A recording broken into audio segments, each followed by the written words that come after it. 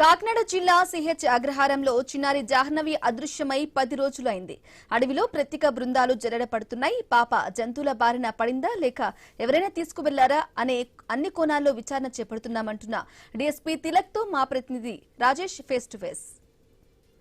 Dondavaka panchayat CH అగ్రహారంలో miss అయిన పాప మిస్టరీ కోసం ఇప్పటికే 10 రోజుల నుంచి కూడా పోలీసులు ముమ్మరంగా గాలింపు చర్యలు చేపడుతున్నారు. 400 మంది పైబడి పోలీసులతో పక్క ఎస్డీఆర్ఎఫ్ ఎన్డీఆర్ఎఫ్ బృందాలతో కూడా పూర్తిగా గాలింపు చర్యలు చేపడుతున్నారు. ఇప్పటికే 10వ రోజు కావడం, మరోపక్క ఎవరైతే జిల్లా ఎస్పీ బిందుమాధవ్ ఐపీఎస్ ఇప్పటికే ఘటనా ప్రాంతం చేరుకుని పూర్తిగా వారైతే ముమ్మరంగా గాలింపు చర్యలు చేపట్టడానికి ఇప్పటికే ఎవరైతే పెద్దాపురం డీఎస్పీ తిలక్ కూడా ఆదేశాలు జారీ చేసినట్టు తెలుస్తుంది. అయితే ప్రస్తుతం మన వద్ద పెద్దాపురం డీఎస్పీ తిలక్ మనం ఉంటున్నారు. వారి అడిగి మరింత సమాచారం అందించిన ప్రయత్నం కూడా చేద్దాం. సార్ చెప్పండి, ఇప్పటికే చూస్తున్నాం అంటే 10 రోజుల నుంచి కూడా పాప మిస్సింగ్ అయితే మిస్టేక్ అయితే అయింది. ఇప్పటికే గాలింపు చర్యల్లో భాగంగా జిల్లా ఎస్పీ గారు కూడా రావడం జరిగింది. మీరు కూడా ముమ్మరంగా గాలింపు చర్యలు చేపట్టారు. చర్యలు ఏ రకంగా ఉన్నాయి గాలింపు చర్యలు? ఈ గాలింపు చర్యలు అయితే చాలా విస్తృతంగా చేస్తున్నామండి. అన్ని కోణాల్లోని లోకల్ పోలీసు, మా ఎస్పీ గారు ఇచ్చిన క్యూఆర్టీ, యాంటీ నక్సలైట్ స్క్వాడ్, అలాగే డ్రోన్స్, డాగ్ స్క్వాడ్, ఇప్పుడు కలెక్టర్ గారు పంపించినటువంటి ఎన్డీఆర్ఎఫ్, మన డిప్యూటీ సీఎం గారు, హోమ్ మినిస్టర్ గారు పంపించినటువంటి ఎన్డీఆర్ఎఫ్, ఈ మొత్తం అన్ని టీములతో రమారమి ఒక 12 టీములుగా ఫామ్ అయ్యి ఈ ప్రతిదీ అణువణువు చెక్ చేస్తున్నాము. అనుమానం ఉన్న వాళ్ళని కూడా మేము తీసుకొచ్చి వాళ్ళ స్టేట్మెంట్ రికార్డ్ చేస్తున్నాము. వీటితో పాటు టెక్నికల్ అంటే టవర్ డంప్స్, సిడిఆర్ అనాలిసిస్ ఇవి కూడా పెట్టాం. అలాగే సీసీ కెమెరాస్ అన్నీ వెరిఫై చేస్తున్నాం ఎన్ రూట్లో ఉన్నటువంటి. ఎక్కడైనా ఛాన్సెస్ ఏముంది, కిడ్నాప్ చేసే అవకాశం ఎక్కడ ఉందేమో అవి ఆ కోణంలో కూడాను చెక్ చేస్తున్నాము.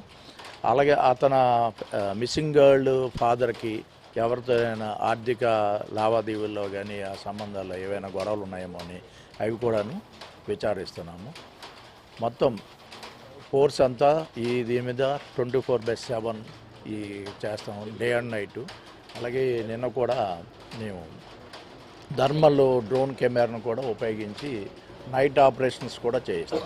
ప్రధానంగా చూసుకుంటే ఇప్పుడు ఈ 10 రోజుల నుంచి పాప మిస్సింగ్ ఒక పక్కన ఏవైతే అంటే ఈ ఏజెన్సీ ఏరియా అవ్వడం, ఇదంతా కూడా అడవి ప్రాంతం అవ్వడం, ఇక్కడ జీడి పిక్కలు తీసుకోవడానికి ఈ ఏవైతే ఛత్తీస్గఢ్ నుంచి కానీ లేకపోతే ఒరిస్సా నుంచి కానీ కొంతమంది వస్తూ ఉంటారని చెప్పినారు. అయితే వాళ్ళ డేటా తీసుకుంటే అంటే ఎవరు వచ్చారంటే ఇక్కడ మేస్త్రులు ఉంటారు, మేస్త్రులు ఒక 20 మంది 30 మంది పనిచేస్తారు. అటువంటి వారు డేటా తీసుకుంటే ఏమన్నా పాప వాళ్ళని ఎత్తుకెళ్ళిపోయి ఉంటారా, వారిని అపహరించారని దానిపై కూడా కొన్ని అనుమానాలు కూడా బయటకు వస్తున్నాయి. అటువంటి మీ దృష్టికి వచ్చినాయండి?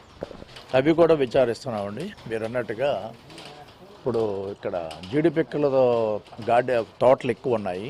ఈ పిక్కలు పికప్కి సంచార జాతులు, వాళ్ళు వస్తుంటారు చాలామంది. వచ్చి అవన్నీ పిక్ చేసుకుంటూ వెళ్తుంటారు. వాళ్ళు బై ఛాన్స్ ఏదైనా ఆపర్చునిటీ కిడ్నాప్ ఏమైనా చేసి ఉంటారేమో అని అది కూడా చూస్తున్నాం.